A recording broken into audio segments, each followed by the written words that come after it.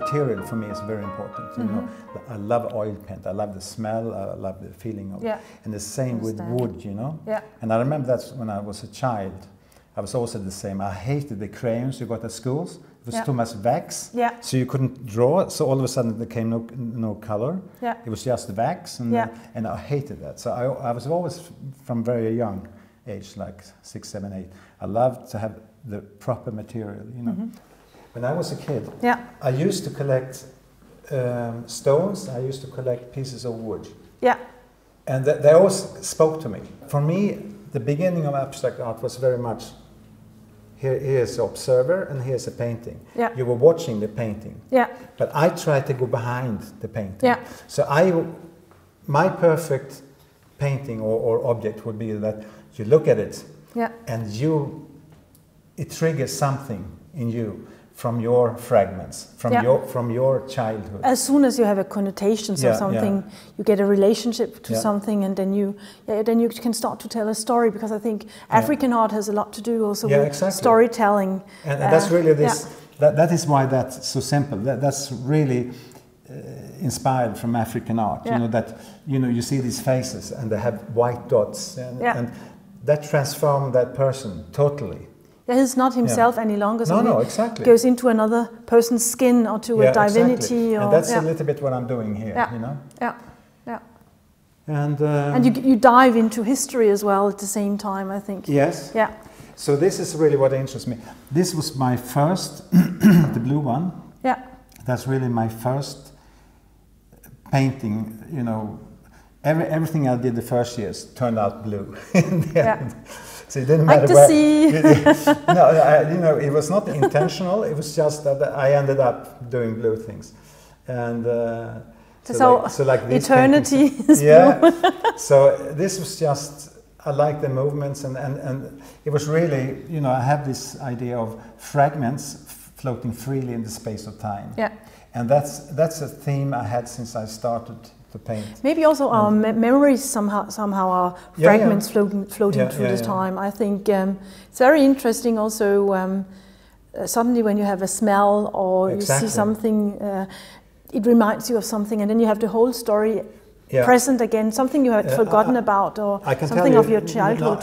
Here I don't have enough objects, but let's say you have sunglasses, you have a glass of water, you have something else, and when you watch it, that's what you see.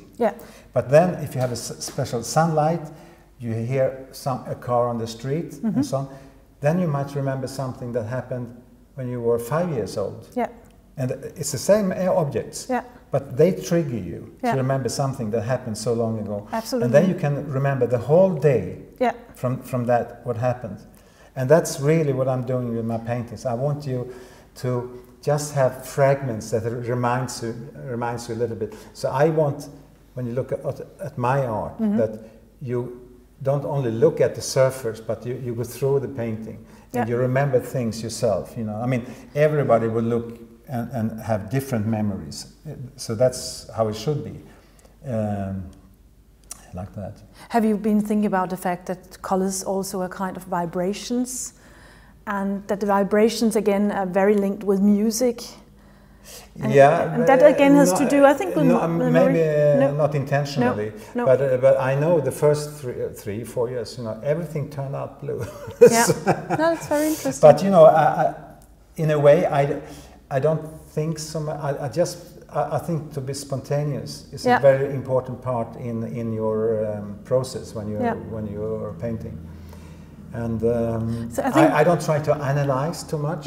You know, when I paint, I have an idea. So I would say 90%, 95% I do before. I lie in bed, look in the ceiling, and think about what I'm going to do.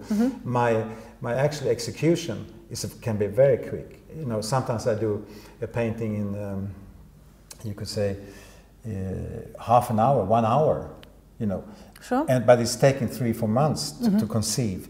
But so that's it's like a process. Because I like going on even before you start to paint. Because I like large brushes. I like to work quick. You know. And so when I start to paint, I don't hesitate. And when it's really going well, it's almost like washing your hand. You're a microsecond behind your movement, you know. It's not as if you are painting yourself. You know what you want to do. And but then I had after 3-4 years when I started, I really didn't like a lot of paintings I did. You know, because I was really searching for what an expression I had, because I was always, you know, doing depicting art or like that. It's quite easy, you know. You just sit and look at something and you paint. But to do abstract art is quite another process. It's completely different, and it's really like you really have to work for it to get your ideas. And so I had like 50 paintings in my rack where I keep my paintings. And one night I was so disgusted with my work. So I took 50 paintings on the floor and I started to repaint on them. And I realized all of a sudden they had a new life. So so that has about 2 layers. This blue one has about 4 or 5 layers. That's taken 6 years to paint. And that's 6 years to paint. And this obviously is quite different. So that's just being painted. Is it a more recent one, or? No, that's in the beginning. The beginning when you started with the abstraction. Oh, sorry, you said. You could say that was more like you know, like you're warming up. An experiment. But, you know, just like that. But these ones have 4 or 5 motifs behind, and the idea is very interesting that you have the trees which don't really have any roots, or the branches which are floating, so you could let it flow away into abstraction. That made me understand my abstract art. You know. And you know this, I always forget what it's called, but this Japanese thing with the pieces of wood. You build a tower, then you take away pieces. I don't. So that's a little bit what I'm doing. You know, you try to take away as much information as possible, but still the tower is standing. You know. So that's a lot of this. Piet Mondrian did it in another way. He also started by drawing trees, and then he took away branches or made them more or less horizontal and vertical. And then at the end he had his abstract forms. But he had a kind of, basically he came from something figurative, went into abstraction, like you tell now about your painting. No, I think, and sometimes, you know, you like this one, I put in a bit of form. It could be a woman, or it's not a woman, or it's just lines, you know, and so on. I'd like to show you this one. Okay. In Switzerland, they call it Brockenhaus. It's like a second-hand shop. And I used to see hundreds of these that were in the corner. Nobody wanted them. And then because I spent a lot of time in Brockenhaus, and I always saw these, you know, that look quite nice, and so on. And I thought, why is that? And then I started to think, 100 years ago, 200 years ago, you know, they were hanging in the kitchen, and they were having it in the bedroom. In the kitchen, they would pray that they had food on the table. In the bedroom, they would ask for that everybody was healthy. You know. And then later on, maybe not so much, and then with this new generation, they didn't want to destroy them, but they gave it to the Brockenhaus. And I think you have a kind of respect, because it's religious painting. So they didn't throw it in the garbage can. They gave it for free to the Brockenhaus. So usually they cost 5 francs, 7 francs, you know, it's almost like nothing. And of course you find much more of them here in Catholic parts of Switzerland. Also, in the Protestant part. But I'm not interested of the religion at all. I'm more interested in the faith in general, you know.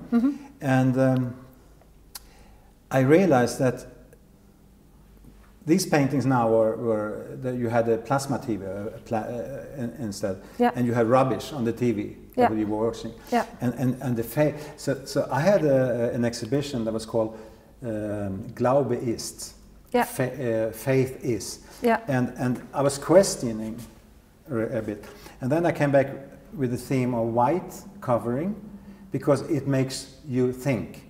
You know, why does it have white paint on? You know, white paint is so symbolic. White is also unconscious or maybe also purity and so on. Yeah. And then I was with the plastic a little bit more to cover it in, you know. Yeah. So I think everybody has a bit of faith in something. Sure. In yourself. Without faith, but with this, you know, you had to look at this before people just pass by. Yeah. And I would really like to have like 50 of these. And I was very afraid when I started to paint, because it's not my faith, but you know, I had a mission from the art perspective to show something. And there was a journalist. He said. And I gave him something I've written, and I went to put some parking money in the car. Yeah. So I said, you can read this, and I'll be back in 5 minutes. So I said, let me explain. Now, I read your thing, I understand exactly. And he wrote a beautiful article, and he said, it's not blasphemy, it's a Botschaft, it's a mission, message in it, you know. Yeah. And the message is just asking you, I'm not telling you to have faith in something, but I'm more asking you, what is your faith, you know? Yeah, or what is your relationship? Exactly. To faith? What is your relationship? How does faith transform? I think we are much more today independent, or we have an individual faith, and we are not any longer linked to an institutional. No, exactly. Faith from church or somebody telling us what we have to believe in, but it's more that we have to find, and that's the difficulty maybe. That's also a big chance if we have to find the faith ourselves, because then you're absolutely free for finding what is important for you, what is what does faith mean to you. This is really what. This is really what I'm doing in sculpture or half sculpture or painting or whatever. I'm really interested in these very basic things, you know. What is maybe also behind the things, because as faith has to do with that. To. You know, I was talking to somebody the other day, and I said, you know, when you are 3 years old, you're going into where you build your sandcastles and so on. Yeah. You said, this is mine, you know, this is yours. So, you know, very basic. You encircle things, or you destroy things, or and that is all over to see. I mean, this is one part of it, you know. And so this guy, the journalist, he wrote very well, you know, about it, and he said, you know, what we talked about, it's about faith. What is your faith? What is your relation to faith, as you said? You know? And it was and I was really scared for the exhibition. As somebody said, you can't do that. You can't. It's holy. You know, even if people didn't go to church and said, no, it's holy. You can't touch it. But I didn't have anybody that everybody understood my Botschaft, my message, and this is how I use my expression, my art. You know, I look at things like the old wooden things, or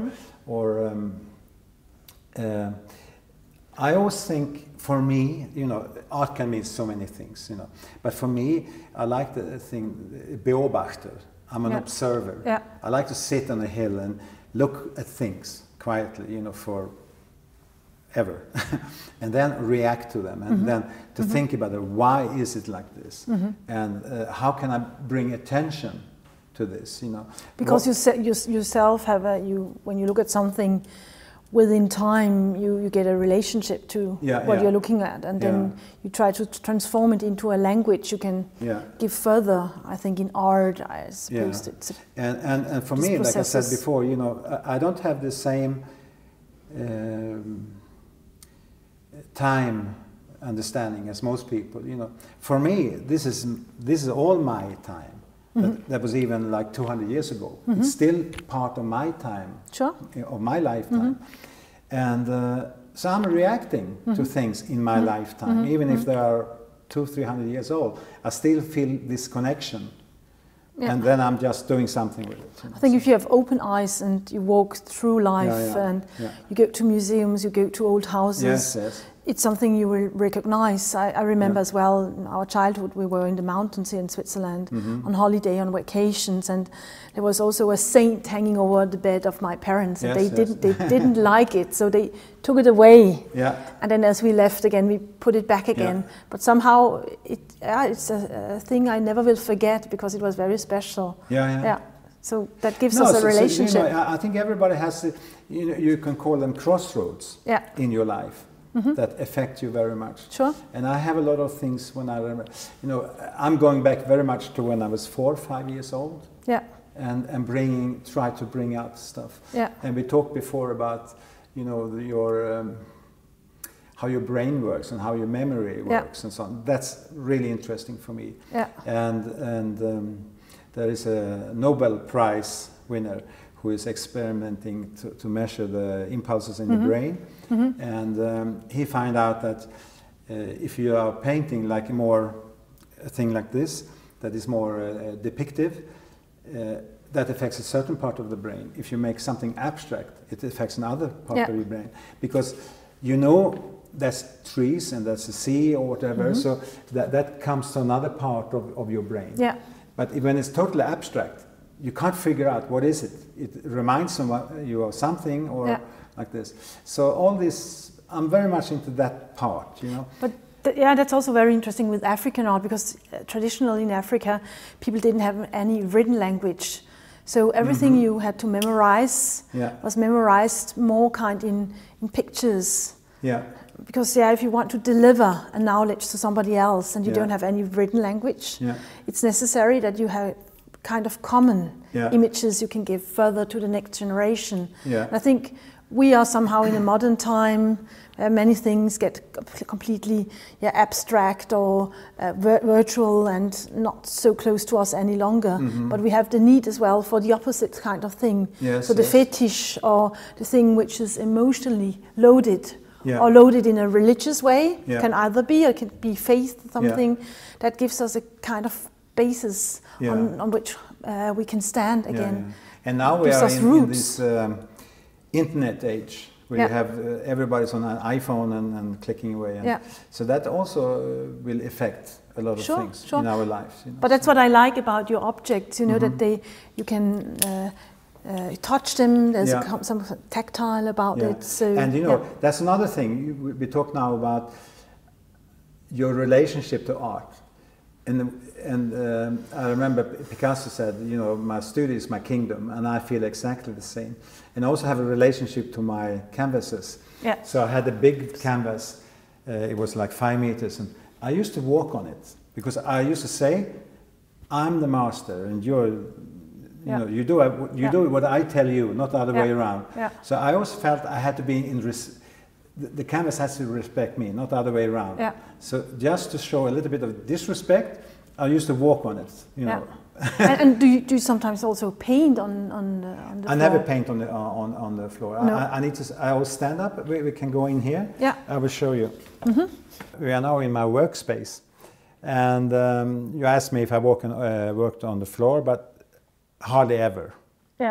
But I started to paint in a traditional way with an easel, which I do sometimes. But the way I like it, I bought normal boards, and at a certain angle, and then I just have a piece of wood that I can, with the clamps, I can raise or lower. And I usually work on 5-6 painting simultaneously. So you have enough space for several next to one another. Exactly. And sometimes I put it on top, like this, and hope it sticks like this, and I have a technique that I use, and that is why I have usually working on 5-6 painting, that if I ever hesitate, I just leave it.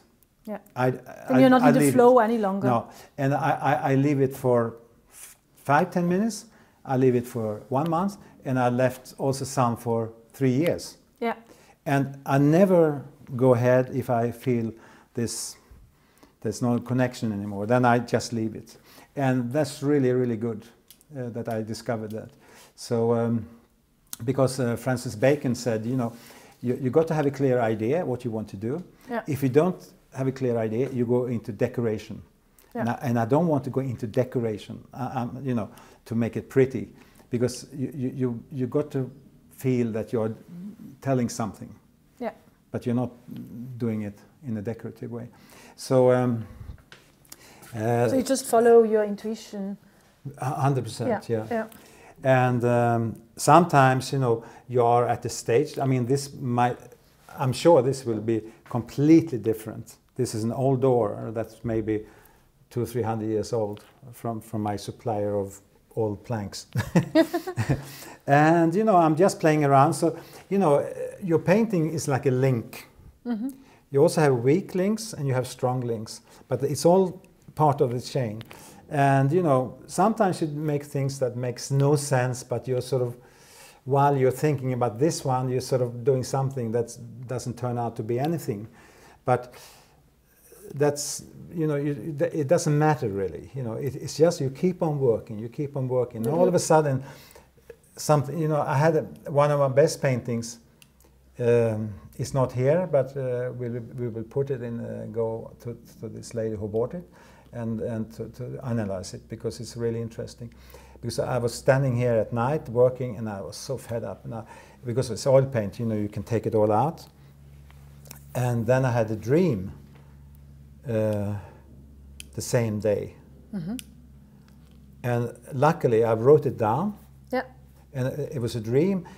The painting was there, 100%. It was not. It was. I mean, I rubbed it all out, so there's nothing on my canvas. And I did a very quick sketch, and I saw the colors, I saw the forms, I knew there was rectangles, I knew 100%, I knew, here's Königsblau, mm-hmm. You know, it had to be, and I just went and painted it, I think in half an hour or even mm-hmm. less. Mm-hmm. And it was just there, you mm-hmm. know. So you never know, you just have to be open. You never know the moment when it arrives or when exactly. it comes. So you know, I think I have now, not counting drawings and this and that, but just oil paintings, I have like 160. But you know. And you like the processes also of the oil painting, which is not drying from one moment to the other one. Yeah, yeah. That's also a process. I think it's much more interesting as a material, than acrylic painting. I don't like acrylic at all, because I don't like the smell. And I understand. So you know, like I said before, material is a big part of the process. You know, it's like, I mean, let's say if you're eating, you want the food to smell nice. Sure. You know, not only to taste good. You know, so that's a sort of integrated thing. But, and you eat with your eyes as well. And this lady who bought this painting, she also bought another one before, and she knew how I painted that. All of a sudden I would wake up in the night and I would repaint the whole thing or leave just a little bit. So she saw a painting that I did from the lake here. It's called the Nasen, the two mountains coming down into the lake. Mm-hmm. And she said, oh, I love that one. I want to buy it. And I said, well, I don't know if it's finished. Maybe I'll... And she just took it. Because she knew, she liked it just like that, you know. Yeah. And it's always like that for people, you know. I don't really like to put titles on my things, because I just want to be a very pure impression for the one looking at it. Mm-hmm. And like that painting that when it was sold, it doesn't really matter, you know, because more important than anything is really that it connects with somebody. Mm-hmm. So I left it like that. So mm-hmm. I let her have it, because for her it was very important, and mm-hmm. she's still saying today, everybody looking at it, everybody loves it, and has this mm-hmm. Thing. And for me, you know, I'm very destructive sometimes. I destroy a lot of paintings. And sometimes, you know, there was another one, I think she started to cry, because I did a hygge, you know, this small hill with a linden tree. Yeah. And I thought, I didn't like it. It was too kitschy, you know, because nature is very pretty sometimes. It's like, you know, you're trying to paint a sunset. It's very, very difficult, because it's so close to being kitsch, because nature is really the top. And whatever you do, you know, it's always going to be secondary. Mm-hmm. And I found this hill, but maybe it was a good painting. And she said, oh, I want to see this painting. It doesn't exist anymore. And she started to cry. You know, but that's the way I work. And I think as an artist you have to be brutal, totally brutal, you know. You don't take any prisoners, you just destroy and destroy. You're consequent with yourself. Yeah. And but I mean, if somebody comes in between and say, you know, please don't do anything more, or because this, I have a relationship. Yeah. That's more important, maybe. You know. So that painting was very, very special. I think that's the best painting I ever done. Yeah. And so it's this process. So I usually buy at IKEA. I buy a roll of untreated cotton. Yeah. And I rip it up, and because the way I paint is always to put paint, rub it off, paint, rub it off, paint, rub it off, paint, rub it off. You see it all over. And you buy the frames and you put the canvas on it yourself? Both. Yeah. I mean, on the standard frames you buy it because the prices are much, you know, and it's a lot of work to put it on. Sure. But I also like the big format, like 2 meter or by 240 or whatever. And then of course you have to do it yourself. Yeah. And but then after painting, you know, I had an exhibition. And I realized how the hell do I get it out of the studio? so I had to open this window with a rope to take it down to the street below. Yeah. And I tried also once that to take it out of the staples, but it's so easy to destroy the canvas. It rips. Sure. So sometimes you have this more thin canvas, and it's very, very difficult. And you can only maybe do it once, twice, and after that it gets destroyed. Sure. You know. Sure. So. Now I have to think about practical things too. But usually when I do, you know, I hang large canvases like this, and I would keep them as a roll. I have it here. Yeah. But coming back to acrylic, I realized that, you know, I can't be constrained by.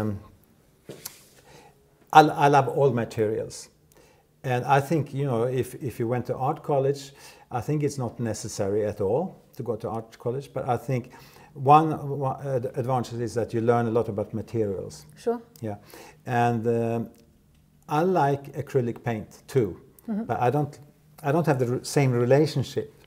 But I like it because you can have other effects. You can put color on top of a color very quickly. Because it's drying extremely quickly. And you know, with oil you have to think different. Sure. You know, because whatever you do is, you know, like I work fast. I don't have the patience to wait for a month to do the next layer. But then it's good to have an alternative to that when you have acrylic. But for me, it really doesn't matter. And the style I'm doing, I always like to leave a little bit rough, more for interpretation, and not to be so exact or genau. And maybe you know, also in abstract painting, that's of course also a step further for the person looking at the painting, having the freedom, seeing what she or he wants to see. And that's a kind of liberation from kind of doctrines or... because what I'm doing really, I'm giving a hint in my painting. I'm not telling you have to look and you have to interpret this the way I do. I'm just doing a hint of what I feel. Yeah. And that the next person will have her or his life experience, sure, which is completely different, you know. Sure. But so I'm really making impulses when I'm doing the abstract. And I think when you're talking about African art as well, we as Europeans have completely other connotations to African art, but it can open windows and doors for us for seeing things in a different way. Yeah, I think also Picasso being extremely fascinated because for him it was a liberation. Yes, yes. No, I know that. Getting rid of academical point of views, the tradition, which was very heavy also to him because it came from a family where the father was teacher, not teacher as well. So no, I read about it, and you know, so sometimes when you come into another culture, because you see it in another way, it gives you really a freedom. But I think like Picasso, when you talk about that, because I mean, I think a lot of artists, they start out they have a knack for painting, they have a knack for maybe being able to draw lifelike and like that. And once they have discovered I can do it, it doesn't interest them anymore, and they say, is there anything else to art that interests me, you know, and they go behind. And like your reference, you know, I think there was a big exhibition from, was it Liberia or Nigeria in Paris, and Picasso and a lot of artists got interested in this, and you discover that art is so much more than just having a painting that looks like a photo. And from then on, you know, you move on like that. Sure. And where I am, like I said before, you know, I'm trying to get the viewer to be soaked in by the painting, and then come on the other side of the painting, you know, to have some experience and to trigger something. I don't know exactly what, but you know, but I think you give another person the possibility to enter into the painting, and then see in another way, and also see things you never would have imagined matching together. Even if you take an old door. Door is a door, and it has a function. You take it out of its functionality, but still there's a link with the original purpose the door had. Exactly. And all of those things triggers your memories and your experience in life. You know, and that's what I like. Therefore, also symbolism is interesting. I think also the colors are important. So here's my table. Unfortunately, I'm not disciplined, so I have a lot of brushes that's stone hard, but I make art of them as well. I saw an example right over there. So this was before Christmas, and I was painting, and I was adding a bit of like a pink violet to the thing. And then I had to go back to Sweden, and then I forgot about it when I came back. I saw this, and I thought, oh, very good. It's a piece of art all of a sudden, you know. So I signed the plate on the back, like that. So, you know, because art is also having fun, you know. It's not always serious, not always academic or like this. It's about feelings, and you can laugh at art. And like I said, I work on paintings, or I do this. And art is life as well. Because I think you have to be playful. I think art starts in your life as being playful. As long as you have you have a kind of natural distance to things. If you take it too seriously, it's not natural. It's not intuitive. It's not any longer. So this part is my oil paint here, and on that side I have acrylic. And I started very early when I came to Switzerland to collect things, and of course religious things has a lot of symbolism in them, and that is really what interested me. It doesn't interest the religion, but I'm interested in that some things influence people very much. You know, it can be Buddhism, or it can be whatever, or African art or whatever, but it really got me curious about what is this, you know. And how does it matter to the daily life of people having a relationship? You know, we are so many billions of people, and everybody have a relationship to faith. Even if you don't have faith, that's a relationship. You know? You believe that you are not, you know, linked with anything, but you are. Yes. Because it depends also on the circumstances, how you grew up, and thoughts maybe which were given to you by your grandparents and so on. You know, we are all like this. We are like bursting with memories or fragments. You know, so that's really what I'm doing. And as soon as you're concerned about different religions, we'll realize that there's much more in common than diversity. Exactly. Yeah, I think. Yeah. And. So I have a bed where I can sleep when I'm working. Because I prefer to work at night. And it's inspiring when it's all dark outside. You know, I write at night. This is an industrial area. So at night you don't hear anything. It's completely quiet. And you can play loud music, which I like to do when I'm painting. And then maybe you go to stretch down on the bed, sleep half an hour, and you wake up again, and so. So here are. There's some beautiful old things you can find in the Brocken house. You know, it costs you almost nothing, and there's so beautiful paintings. And like that, and then you have this crucifix, and I was playing around with the idea. That was when I was doing these other paintings, when you paint over the image, and I thought, what if you're selling a crucifix like you're selling plastic models for kids? Yeah. You know, you glue them together, and you have fluorescent colors. So that's a fluorescent. So that lights a bit at night. Yeah. And then I packed it like that because I really wanted you to, the viewer, to be forced into rethinking his relationship to faith, or to why does things, you know, it's almost like, you know, you spit when a black cat goes over the street, or you know, you have a lot of complicated relationships to faith or sure. in your life, you know. Like we discussed before, I found this guy who he's taking care of the old shyness or the old barns.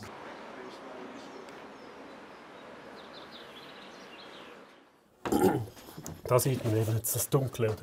Ja, genau. Die alten Bänder, das sind Gratleisten, damit die Tür nicht gewellt ist, ja, genau, gerade ja, bleibt. Genau. Ist seitlich hier eingegratet. Genau. Hier. Und darum bleibt sie auch schön gerade.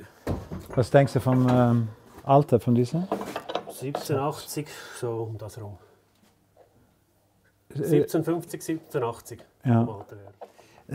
So this word is about, I would say, at least 200-300 years old, maybe some are even older. And I managed to buy the nails from him, which he didn't want to give me, but I said, I need them much better than you. So I convinced him, because they are really a part of it. And for me, art is also, and also the material is very tactile, you know. Sure. So this is really a part of the whole thing. And this is all about transforming old objects, adding something yourself, the way you put your nails in or the way you put the paint, and they make them relive, they have a reborn life. They have a new purpose as well, yeah. Because you can't use them in the way they were. No, exactly. No, exactly. Yeah. So this one, for instance, somebody told me that's when you scoop up, when you make cheese. Yeah.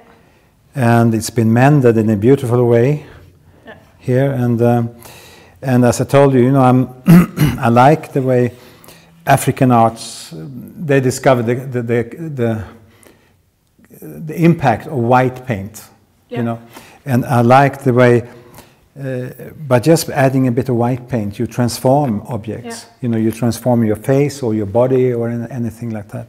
You also use it, for example, in Ticino, around the windows. You have white painting, and it's for keeping away bad spirits. Yeah, I didn't know that.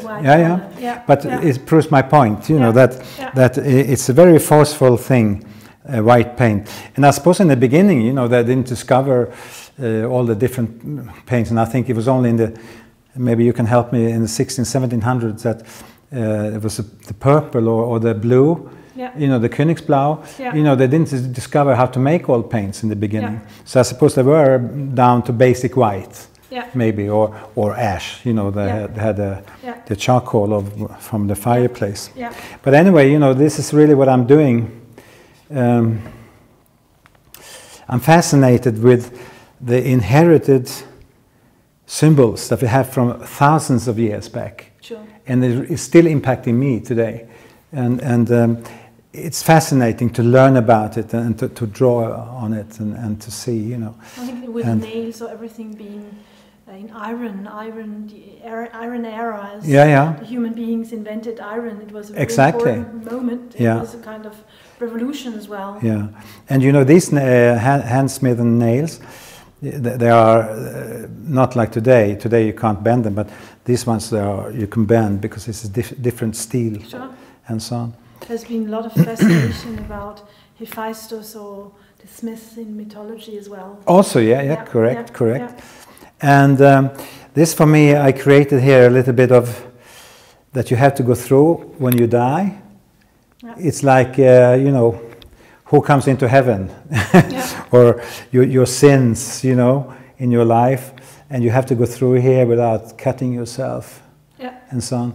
And some playing around, you know, and sometimes you think this is perfect, and sometimes you work more on the subject or like this.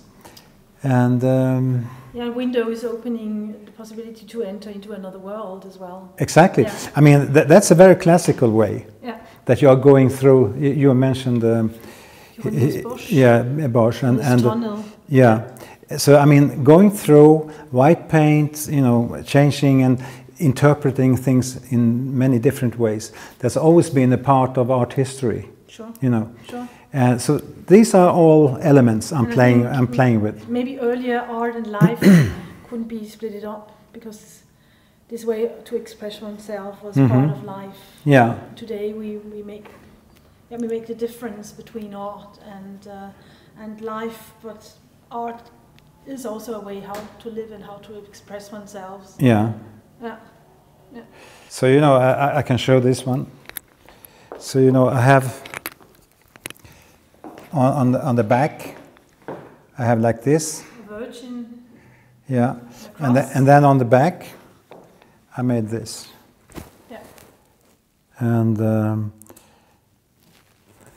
but what I wanted to show you was. The cross is a very interesting symbol because on one hand, of course, we associate it with death and gravestone, but on the other hand, it's also a very positive symbol because we are being human beings. We are living in the horizontal and in the vertical dimensions. No, exactly. So that's why it's also a very positive.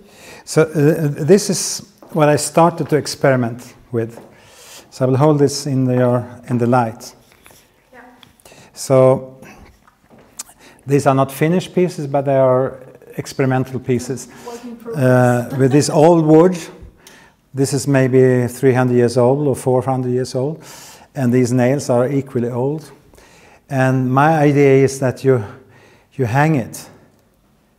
You see how it travels, just like a time, like a clock, like a sun clock, you know. Yeah. And I love the simplicity, you know. They're only white, the old wood, white, and nails, and the sun. Yeah. And I really like that, to be this primitive in your expression, you know. Yeah. But still you can find complexity. Everything, look. Yeah. And I think it's beautiful. And I like art that changes. I mean, not changes in a way, but let's say you have a painting, it's hanging in a room, and you know that in the afternoon you get the sunlight, and all of a sudden you see different things because of the sunlight, and I really like that very much. So it travels. So this I think I will work a lot on. Look how beautiful it is. It's very beautiful. And that's the trick, really, with abstract art, you know. Anybody can do it after it's been done. Mm-hmm. And that's the beauty of it, you know. Sure. Everybody can do it. Mm-hmm. But the thing is to do it first. Yeah, and I never seen it done. I never seen it done before. Yeah. So I'm a bit proud of that. Concept. Yeah. Yeah. And it's something you maybe also discover by doing it. Yeah. In the process. Yeah. And I mean, this could also be a big wall of 2 meters, you know. Sure. These are just my beginning samples and so on. But I really like the concept, the idea of it. And it has such a character being as old as it is. Exactly. Being used and having a patina as well. And yeah, exactly. And I even haven't, look, now I changed it, the dust. No, but it's really... it's alive. Yeah, and it's so nice because it's so simple, you know. I like it. It's so simple. Yeah. So this is from the other side of the spectrum. From, you know, now is hyper realism. Mm-hmm. People paint large faces that are like photographs and so on, which is I admire their skill, you know. And this is the other side of the spectrum. Yeah. I mean, you can't get much more simple than this. But I think it tells you a lot, you know. If it speaks to you, it tells you a lot. Yeah. In the 1960s, there was also this movement which was called arte povera. Yeah. Poor art, where artists also reused objects they found. Yeah. That's very interesting as well. Manzoni, for example, he took tins or other things, transforming them into art by using them in another way. Yeah. No, and I think, you know, you are inspired by other artists. You know, when I look at artists, I really don't look so much on what they paint. I mean, sometimes you do because you like the art, but what interests me is really their relationship to art. That's what I always find interesting, you know. And I like Picasso, some of it, but that's not my.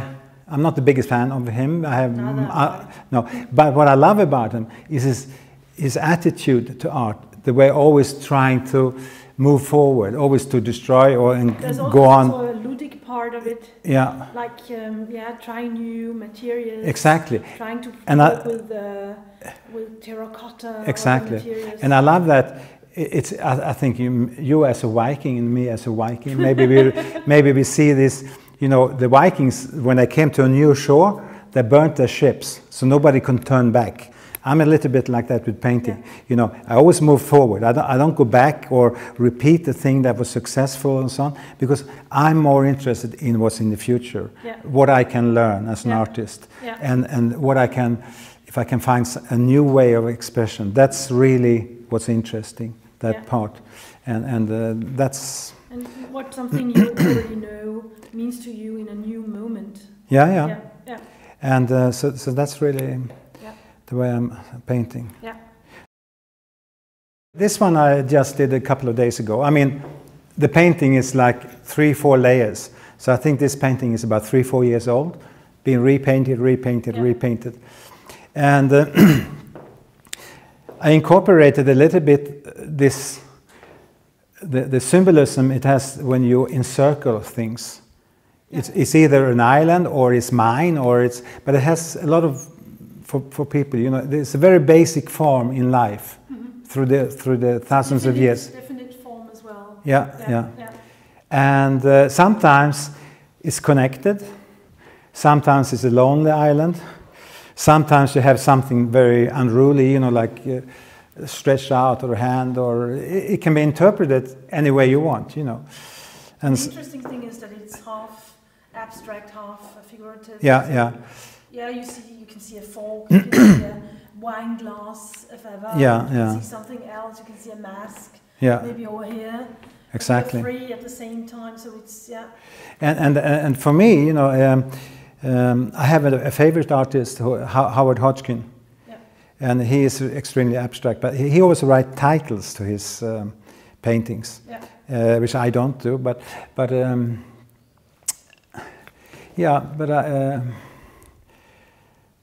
I like to have that free interpretation. That it's up to you to do. Spirit is free. So I'm really doing hints of interpretation. But not fully way. So you're completely right. I'm in this land in between abstract and depicting. It's nice to just keep on drawing. You don't think about, you know, when I started to draw, I think my father, he was a very good painter. And he started out as an artist. And my grandfather was an architect. So I think, and my mother was also. Links to one another. Yeah. But I remember he would teaching me, you know, you put your pencil and you put the thumb, and then you measure against the model and like this. But now I painted so much or drawn so much, so now I realized just go with the flow. And you don't measure, you know, arm is a little bit like this, but it gives character. So what you feel when you're drawing, you just focus on that. You don't focus on the proportions or this and that. So this is a little bit coming from the very abstract, but incorporating into my depicting art, you know. And I think that was what you told before as well, that once you've begun to work on a painting, it has to be in a flow, and if the flow isn't there any longer, you just stop. Then you stop, exactly. And that's a very good technique, to just have to work 4 or 5 pieces, and then, because like Bacon said, you know, if you don't know where you're going, you start doing decorative. And I don't want to do decorative at all, you know. So. You don't want to do art for pleasure or... No, I'm discovering something on the way. And here I was trying out my white paint again, because I think it's an element that is flowing on top, and you know, it can be interpreted in many ways, but I think it's, and also to use the frame as part of the canvas or the paper, you know, it also gives something, a quality. Sure, it makes it possible to enter into the painting in another way if exactly. the frame is integrated exactly. in the painting. So I have done that, and that's really how I started this part with the paint. I found an old painting and I painted on it, and I realized by painting on top of somebody else's painting, I made it mine. Yeah, sure. It was quite funny feeling, you know, the first time you do it. You have an old history and you continue the history by composing yourself or by continuing. Yeah. So that's it. Yeah. And the frame is always as well limiting. Somehow, and then if you paint on the frame, continues. So you know, I think when you're working, you're trying out different things, and every time you learn something new. And so I mean, this one is like this is from 2010. I think I started this one. And it's been repainted 5-6 times, and there's a little bit behind. And but I document all my pictures. That's oil painting. This is oil. I don't have only this one is acrylic in here, and maybe some other, but everything else is oil. But I realize I have to also do acrylic because of the expression. You know, when you put color on color and so on, because. But I mean, but you know, everything is nice, and I don't really care so much about material because I'm just using it, and I like to be a bit brutal to my material, to my canvas, or you know, and force myself. I like to have the what you say. There's this challenge in a way. The canvas is a challenge, or the paper is a challenge, and I like that you're showing that I'm the boss, you know. And if you have something white, there's no story, and then you have to have a kind of you have to be courageous. But this is really the start of my abstract. So this is the noses that come down, the noses into the lake, and I did this, and then I was experiment that this has no foundation; it's just standing. Like that, the branches are not connected, and the yellow bench is just 3 planks. It has no like that. But your mind knows how trees look. They know how a bench look. So in your mind, it all fits together. Complete. So you don't really have to do everything, you know. And that's for me. Maybe somebody else doesn't see it, but for me, this is extremely connected. That's continuation. Even if this is more depicting, you know. And then, you know, here, I don't know what you could call this. I saw these cow skins, and I thought I will make this cow famous. So I mounted it up, and I like old stuff, so. So this is what you have a lot in Switzerland. You hear in the evening, and I just thought it was funny, you know. So sometimes you don't have to be so serious all the time. You can just have fun. You develop this kind of ludic way. Conceptual art is But I like to have that freedom, you know, because just to move around, how you can express yourself. So I'm not bound to anything. I can do what I want, you know, and I like that freedom. You work with your associations, that you have this cow skin, and you think, oh, what is my associations to that? And then you hear the bells in your head. You find a bell. So this is what I'm doing. So I think now we go. I actually called this lady before, who has this painting that came up in our discussion. So she very kindly let us come there. So we will now drive and have a look at the painting. Great idea. So now we are looking at the painting which I talked about before. And I just recapitulated the story. So I did a painting at night, and I really didn't like it. And I was furious because it just didn't work. So, you know, with oil paint, I have this IKEA cloth, and I ripped and I erased the whole thing. and you can see traces of it here. Here. The old painting. Yeah, the old painting. It was a little bit, because all the colors were mixed in the end when I was rubbing it out. And so it's really a little bit of violet background. Yeah. But it was still fairly wet in the morning, you know. So I went home and then I had a dream. I was just taking a short nap, maybe half an hour and so on. And I had this vivid dream, which I never had before. And I saw everything. I saw there was a rectangle, one here and one there. And I remember distinctly, it had to be Königsblau here in the dream. And the dream was in color, and it was basically like an instruction book, like this. And I knew there was something, I don't know what it is, if it's an animal or whatever it is. And I knew it had spikes or like this around. So luckily I made a sketch, and then it was, when I went to the studio again in the morning, I painted it in about half an hour, you know.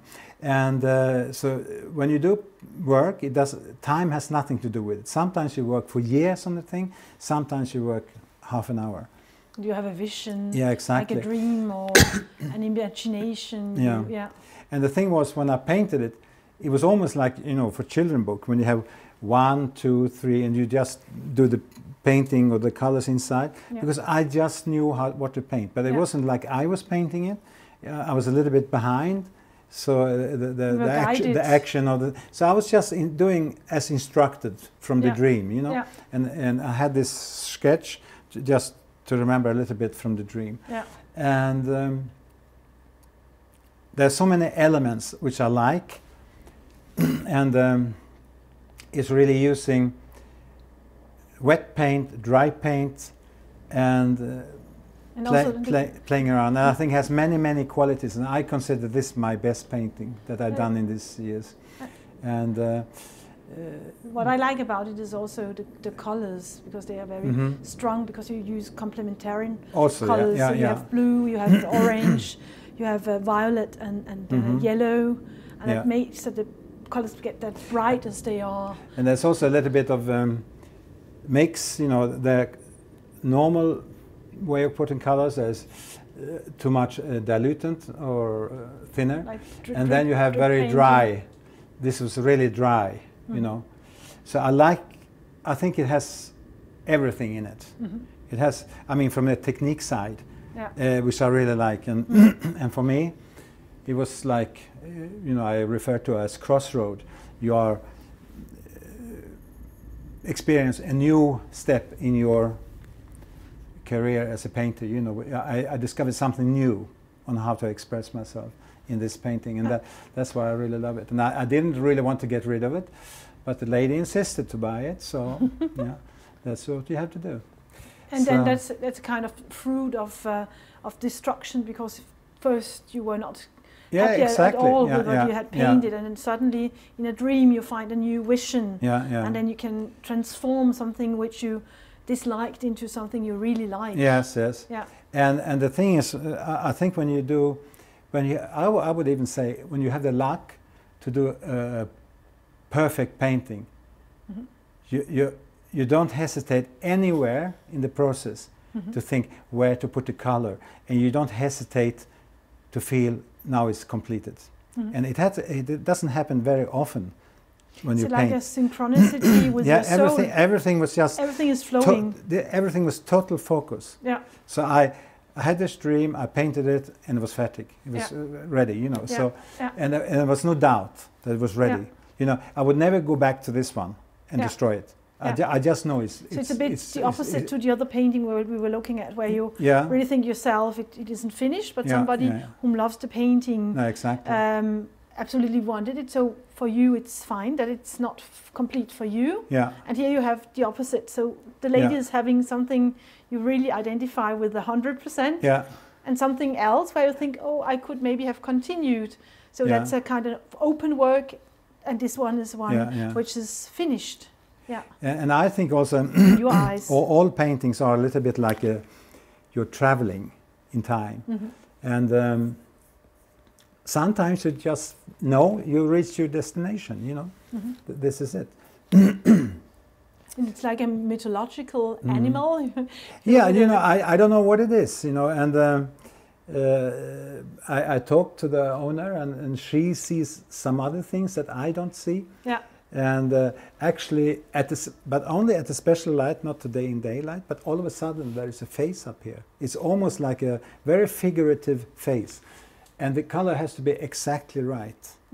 And I mean, it was not intended. It was just something that happened. And it's like that. And, you know, I like the way, you know, I mean, now we're talking in details, but I like the way, you know, you don't paint all the way out. It's just like this. And there are many qualities that I like personally in this one. So you have all elements you like in one painting. Yeah. But it's a bit like life as well, because we have some moments in life where everything is kind of in harmony, in kind of balance. Yeah. And that's the moment as well when we have a kind of synchronicity with our soul, where everything flows. And then, I think also for the creation of something, you really create the thing which is 100% corresponding with you. Yeah. So I learned a lot from this painting myself. Yeah.